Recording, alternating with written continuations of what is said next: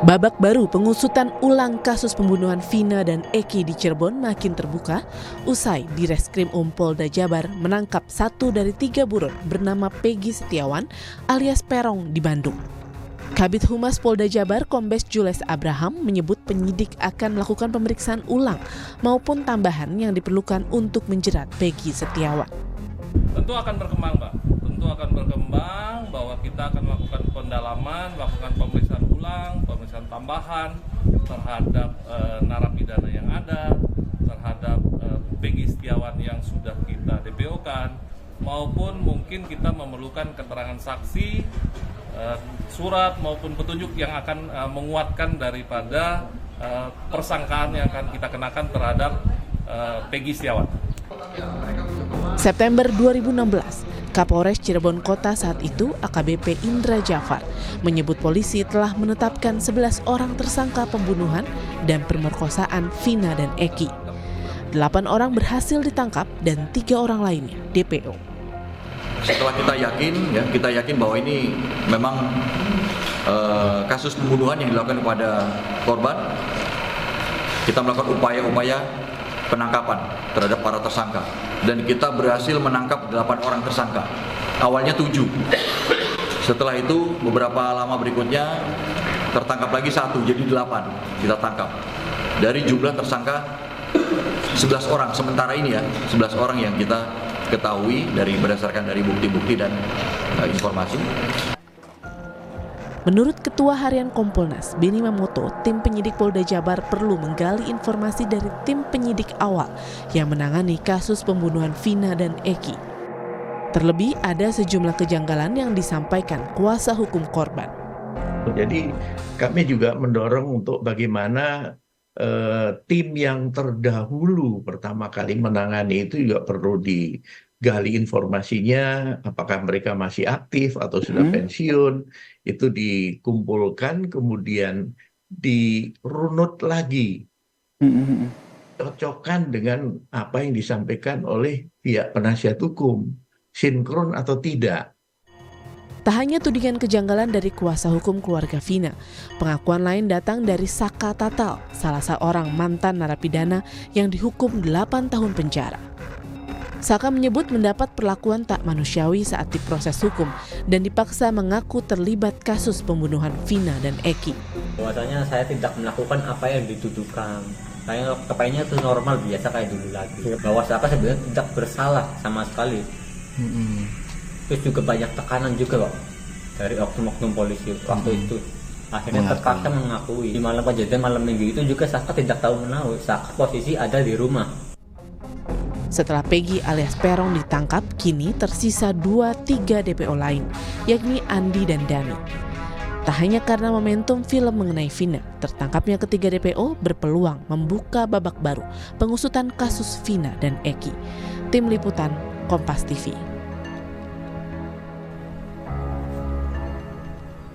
Tertangkapnya salah satu DPO kasus pembunuhan Vina dan Eki di Cirebon, Jawa Barat menjadi babak baru untuk mengusut lebih lanjut kasus ini dan menjawab berbagai rumor yang berkembang di masyarakat mengenai mengapa 8 tersangka dipidana, sedangkan 3 lainnya DPO.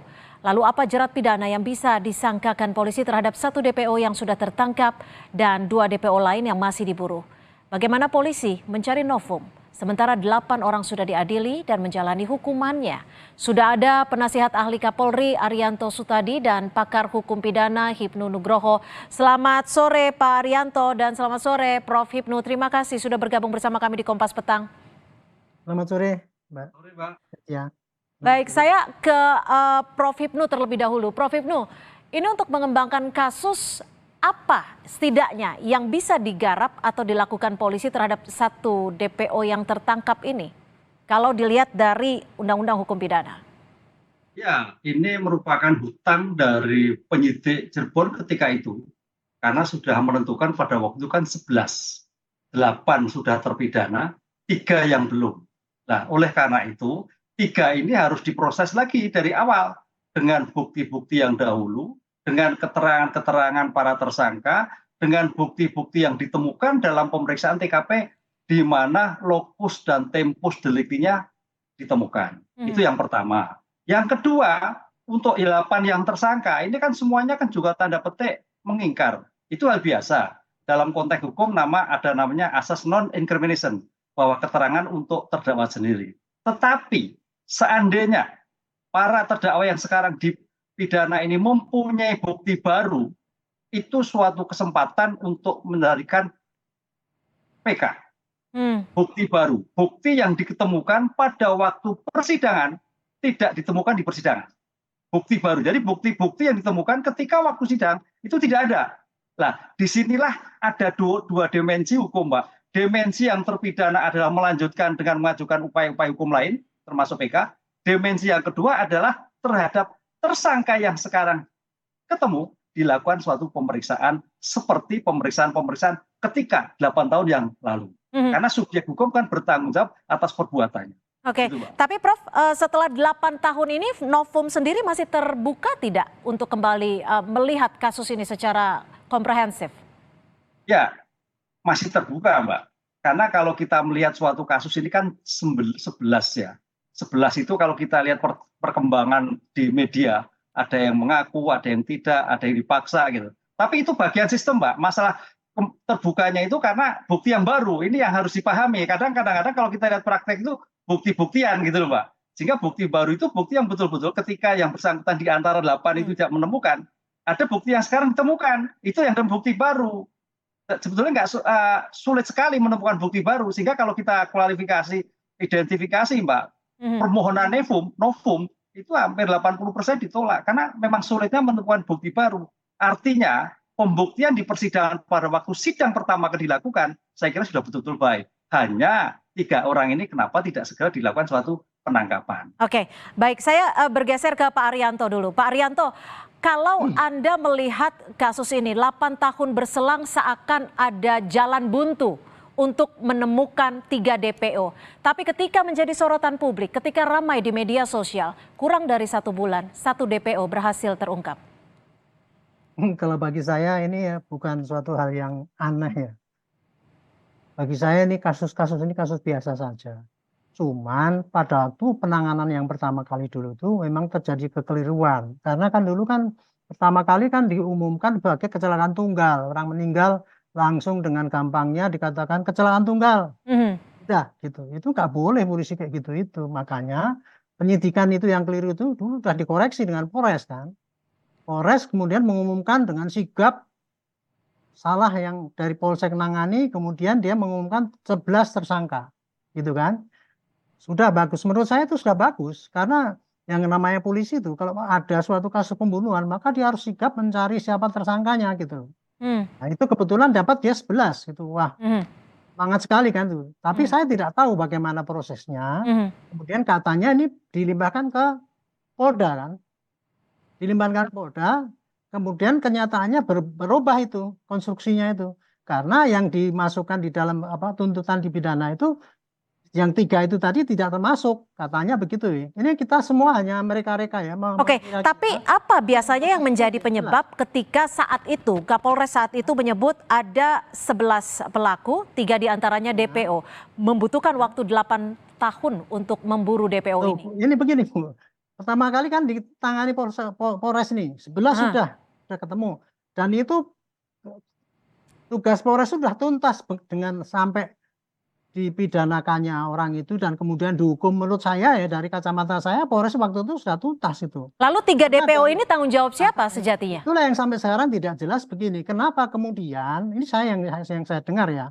Kemudian ketika dilimpahkan ke Polda itu DPO itu tidak dimasukkan dalam DPO lagi gitu Bu. Nah makanya ini dengan ini ya sekarang Polda menangani menangani bahwa DPO 3 orang langsung jadi DPO dan cari dapat itu. Saya masih belum tahu ini apakah Polres mencari baru ini. Kalau menangkap itu kan pasti bagian daripada penyidikan. Bagian dari penyidikan itu masih artinya apakah ada dugaan memang perubahan berkas terjadi antara di Polres ke Polda atau Polda ketika menyerahkan berkas-berkas sebelum P21? Itu yang sampai sekarang tidak jelas Bu. Gitu. Ini ya menurut saya harusnya Polda itu menjelaskan nanti dulu. Kenapa kok dulu dari dari 11 kemudian kok cuma hanya tinggal 8 yang diadili, yang 3 itu kok kemudian tidak dijalankan DPO atau kemudian tidak dikejar dan sebagainya. Ini yang mestinya dijelaskan. Nah, sekarang polisi ini bagian daripada pelayanan ya. Orang menuntut keadilan, Oke. 3 ini masih DPO. Ya otomatis nih sekarang dengan gegap gempita cepat langsung DPO walaupun nggak ada fotonya dan sebagainya. Oke, Tapi baik. DPO itu bagian daripada penyidikan, Bu. Ya, pasti Oke, ada itu yang juga menjadi pertanyaan. Kenapa selama Ya. ini DPO tidak digambarkan seperti apa figurnya, bahkan ciri-cirinya pun tidak detail. Kita masih akan membahasnya. Lalu seperti apa konsekuensi pengusutan ketika polisi kembali memeriksa periksaan ulang, termasuk dengan memeriksa 1 orang DPO yang sudah tertangkap. Tetap bersama kami di Kompas Petang.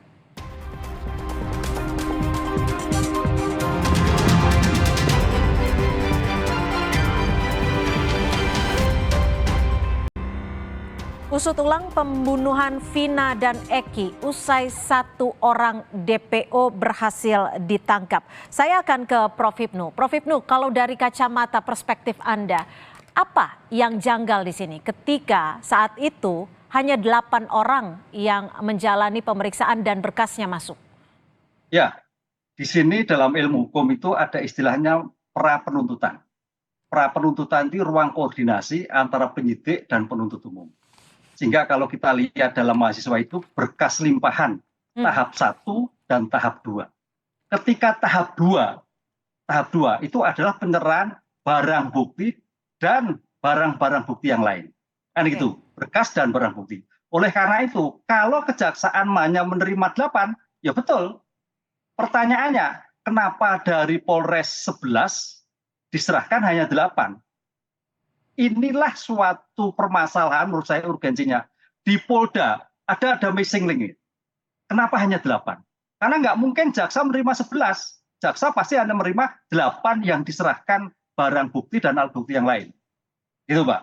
Nah, pertanyaan sekarang, kita sudah mengarah ini. Simpul kesalahannya di mana? Di Polres atau di Polda? Pada waktu penyerahan barang bukti pada penuntut umum. Karena penuntut umum nggak mungkin menyerahkan 8 suruh minta proses, nggak mungkin. Itu ruang koordinasi. Bagaimanapun dalam suatu pra penuntutan itu ada suatu sikap, suatu hal untuk mempersiapkan di persidangan. Sehingga yang jelas kalau 8 itu dituntut di persidangan berarti Polda hanya menyerahkan 8 tersangka, bukan 11. Gitu. Oke, jadi kalau Anda boleh membaca atau boleh melihat missing link-nya berarti ada di Polda Jawa Barat. Ketika itu ada pelimpahan. Oke, ada di Polda Jawa Barat. Saya ke Pak Arianto. Pak Arianto, kalau saat ini sudah ada 1 DPO yang ditangkap, setidaknya masih ada 2 yang sedang diburu. Tapi di sisi lain, terpidana yang sudah bebas juga mengaku bahwa ia merupakan korban salah tangkap. Pengakuannya seperti itu. Lalu ketika terjadi pemeriksaan ulang ini, apakah ini akan mengubah dari dari 8 orang yang sudah menjalani masa hukumannya? Itu yang 8 ya, sudah dihukum itu polisi itu sudah bukan urusan polisi lagi itu, Bu. Nggak usah digubris itu. Tetapi kalau ada komplain bahwa dia itu disiksa, silahkan laporan itu. Itu laporan baru dan polisi. Artinya kasus baru ya? Ya baru itu untuk polisi yang disiksa itu dan sebagainya. Dan itu ranahnya ranah propam gitu. Tapi kalau dia itu lapor kepada polisi, bikin LP bahasa dianiaya polisi, bisa juga diperiksa sebagai kasus penyiksaan biasa yang dilakukan oleh apa. Nah yang kedua ini tadi yang 3 orang DPO itu tadi, itu ya penyidikan baru menurut hemat saya. Kalau karena dulu kan nggak pernah disidangkan ya. Kecuali kalau dulu disidangkan kan jadi nebis ini dem ya gitu jadikan. Ini kan 3 orang DPO. Makanya yang saya pertanyakan adalah ini DPO Polda Jabar kemarin itu menebarkan DPO itu apakah pakai LP baru? Yang jelas sudah pasti itu. Harus ada LP dan kemudian ada sprindik dan kemudian ada karena itu udah langkah-langkah represif yang harus dilindungi pakai surat perintah penyidikan gitu. Jadi kalau ini 3 orang ini mudah saja bagi saya, teruskan aja penangkapan, cari saksi-saksi bahwa dia dituduh terlibat dalam suatu pembunuhan itu, kemudian serahkan kepada jaksa. Kalau jaksa menganggap cukup bukti ya disidangkan. Kalau kemudian dikumpulkan, disampaikan ke jaksa bilang wah nggak cukup bukti, ya polisi SP3. Cuman gitu aja prinsipnya Oke. Tugas polisi itu cuma penyidikan, cuma bikin terangnya perkara kok, mengumpulkan bukti-bukti, keterangan saksi dan sebagainya, diramu dalam berkas, Oke. kemudian serahkan kepada jaksa untuk penuntutan. Kalau memenuhi syarat, go, kalau enggak SP3. Baik. Tapi jelaskan pada masyarakat, ini loh kendalanya begini, bukan DPO 3 kemudian nggak tangkap 8 bulan kok kemudian ditangkap. Itu karena kurang penjelasan kepada masyarakat.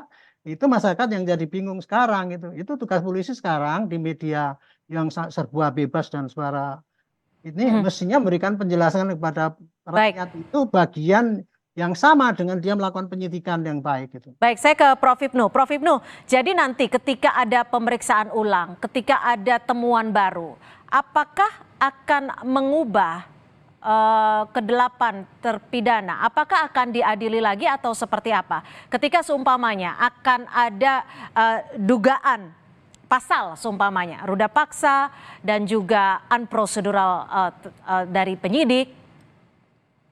Ya, enggak Mbak. Jadi begini, terhadap 8 yang sudah terpidana, itu tinggal melakukan upaya-upaya hukum lain. Misalkan terhadap peninjauan kembali. Tapi ketika ada suatu pemeriksaan dengan penganiayaan, nah itu, tekanan, itu suatu tindak pidana sendiri. Makanya para tersangka yang merasa ditekan, dianiaya, segera laporkan ke Propam. Ini buktinya minta visum. Lah ini melebar sekarang kemana-mana. Bicara soal bukti, karena kalau bicara soal hukum kita harus menyerahkan bukti. Ucapan tidak begitu kuat ketika tanpa pelampiran bukti. Lalu bukti-buktinya akan seperti apa dong? Karena ini kan sudah 8 tahun berselang. Visumnya juga tidak bisa dilakukan ulang. Ya, itulah kelemahan. Visum apalagi hitungan hari itu sudah berubah. Itulah kelemahan. Oleh karena itu Mbak, makanya dimensi yang pertama itu adalah bagaimana dia mendapatkan suatu novum. Itu harus dikejar dulu, karena hampir semua menolak kan. Pertanyaannya 11 melakukan suatu dugaan pembunuhan perkosaan. Bagaimana peran yang terjadi, itu harus juga dilakukan. Bagaimana bukti forensik. Saya kira kalau bukti-bukti forensik ke depan waktu itu, Polres Cirebon sudah oke Mbak, saya kira. Polda sudah mumpuni semuanya. Lah itu dibuka kembali. Berbicara nggak seperti itu. Kan itu. Lah itulah yang akan menjadikan bukti kembali ketika melakukan upaya hukum. Jadi yang 8 ini sudah tidak mungkin diproses kembali kecuali dia bisa melakukan membuktikan ada penganiayaan ketika pada waktu pemeriksaan itu. Itu yang menjadikan problem dalam suatu pembuktian. Memang Mbak, ini kan kalau pemeriksaan ketika itu misalkan maaf di Polres apakah ada CCTV sudah hilang, apakah ada didampingi penasihat hukum, bagaimana kondisi penasihat hukum itu. Ini agak sulit. Makanya dalam kasus-kasus yang mengembang kaitannya dengan tanda petik kekerasan dalam pemeriksaan itu kan sebetulnya kalau dalam teori hukum bukan lagi due process of law, tapi due process presumption bukan presumption of guilt, salah. Ini yang keliru.